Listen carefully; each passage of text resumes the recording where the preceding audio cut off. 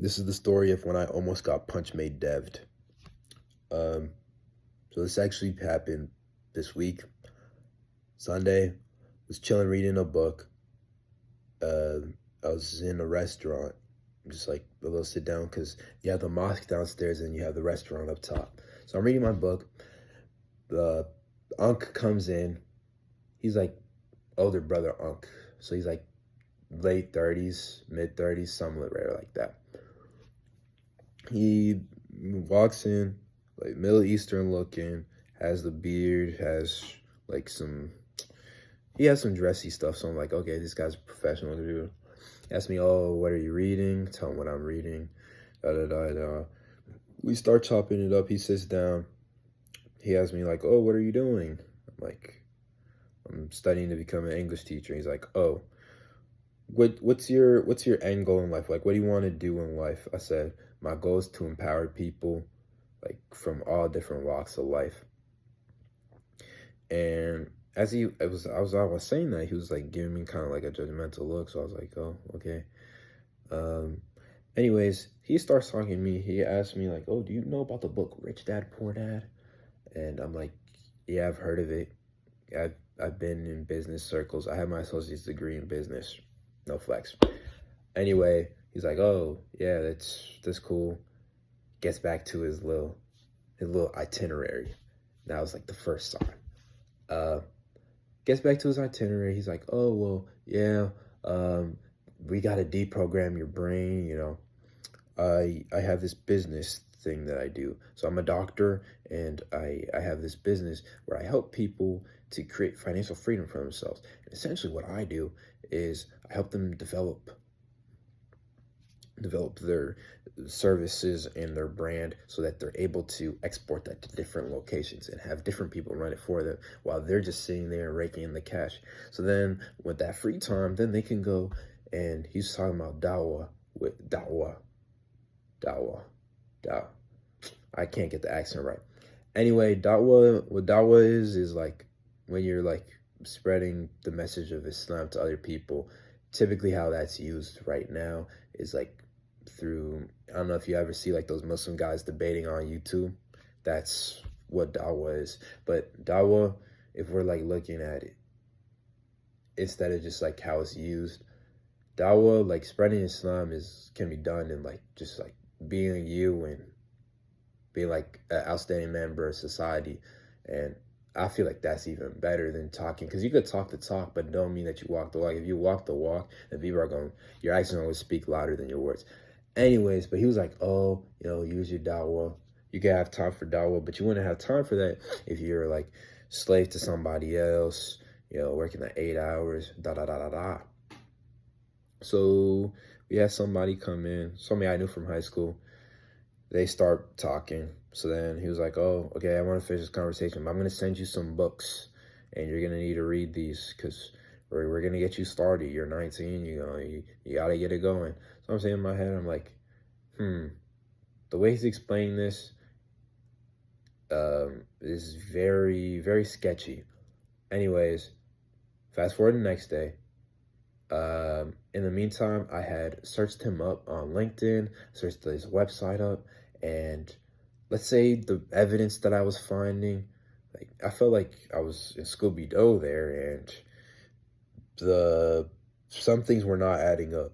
The website had all stock photos, and last time I checked at Garo, there is not a single person of the Caucasus Mountains that works there. Now, I'm not saying that he couldn't have been helping other people, but they looked pretty much like stock photos. And to me, I'm trying to show like my business is working, I gotta have pictures of me actually like doing stuff with people.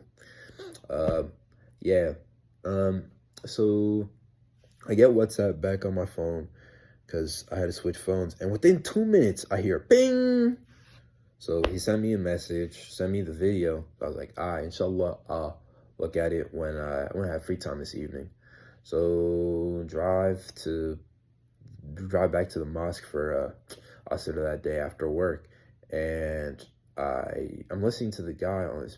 The author's name, his name is Robert Kiyosaki, and I do this thing where I try to like guess what the ethnic background or the race of the person is before speaking, or like while they're speaking without seeing their face and like comparing it. I'm actually like pretty good at it. I feel like there's like a little bit distinctive voices, and the last name was also very helpful too. I was listening to the voice, I'm like, oh, okay, this is giving very like, this is like a white man sounding voice, but I'm like, Kiyosaki, that's a that's a flavorful last name, man. He was Japanese from Hawaii, so I thought that was pretty interesting. But I was listening to the man speak. I'm like, bro's literally just explaining a multi-level marketing scheme. Like, this is literally just a Ponzi scheme. I'm like, I don't know who you think I am, but my parents did not come to this country for me to be in a pyramid scheme. If I wanted to do a pyramid scheme, I would go to Egypt. Egypt is way closer than the States. To me, that's crazy. Anywho, actually, I don't know that because the Mercator map weird, makes Africa look small, whatever. Anyways, I'm not gonna be no pyramid scheme, but I was like, let's let me him cook a little bit.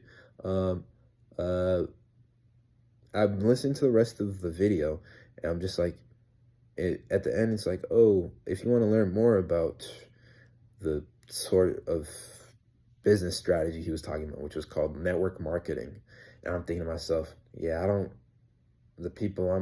I have first generation Americans as my parents, and their friends are also first generation Americans. I'm not gonna be selling to no people like, we don't got money like that. Some of y'all might have money to throw away like that. We do not got it like that. So you're not gonna have me on no like sort of allegations or, yeah, I'm not catching the case or bringing down the honor of our family.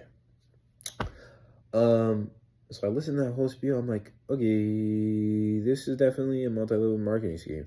And then look here. The final nail in the coffin. This is just such like a Bengali move, you know. I looked at the book itself. I saw how many pages it was. And I like read the first page. And I'm like, I can't read this. Like, the reason I like reading is because I read books that I enjoy. So if I know I'm not going to have fun reading it, like, that was the final nail in the coffin for me. It wasn't like, oh, I was listening to the voice of intuition in my head. No, I was like, you know, this book's not going to be interesting, and I don't think this is going to work if I don't read the book. Anywho, I go to the block button, and lo and behold, I look at his business page. His business page is what he was messaging me from, which wasn't slick of him, and I was seeing everything. $70 for supplements and all that. It was just a whole bunch of hullabaloo and snake oil and all that jazz. So I was like, okay, yep, this is definitely a multi-level marketing scheme, but y'all weren't posting nothing on your website. Your website wasn't explaining what you were doing in real life. In real life, you weren't explaining what you were actually doing. So I was like, yeah, so I hit the block button. I did some more research on Robert Kiyosaki too. Most of his money's actually come from the books that he's making, talking to people about doing this network marketing stuff. And his business ventures, he had bankruptcy after bankruptcy after bankruptcy after bankruptcy. You'd have thought it was Monopoly. But yeah, so the guy's not really good businessman. And also the fact that the brother from the day, he was like the one who sent me the stuff. He's Muslim, and he's telling me about you can use this money to start an Islamic bank. But if you get the money in haram, you're following a guy who got all his money with haram. Like, the brother, Robert Kiyosaki, has like $1 billion in debt. And it's like, how you about to tell me, oh, this is how you make money? You're $1 billion in debt. Who are you to tell me how I should? Wallahi, life is crazy, bro. Anyway, so I finished looking at that. I'm like, you were about to have me going like grinding 2-3 hours a day off of my financial aid salary it's not even salary, financial aid pay, like my paychecks. You would have had me funneling that into something that wasn't even real like that. And I just thought it was crazy because I never thought somebody could use Islam in that way. You know, we live in like a Christian majority society. I don't know if that's a term for it, but like Christianity dictates a lot of the way this stuff's done here. So I guess I've kind of always viewed Islam for more more sanctified because it's not like codified into law here. But I bet maybe if I lived more in a Muslim majority country, I would see, okay, maybe it's used in a similar way there. But it just makes you gotta realize like a lot of the time people do not have your best interests in mind. And you know, it sucks to say, but like you even got to be careful of supposed brothers too, because he was gonna have me doing some crazy stuff. So, uh, but yeah, stay up, guys. This is.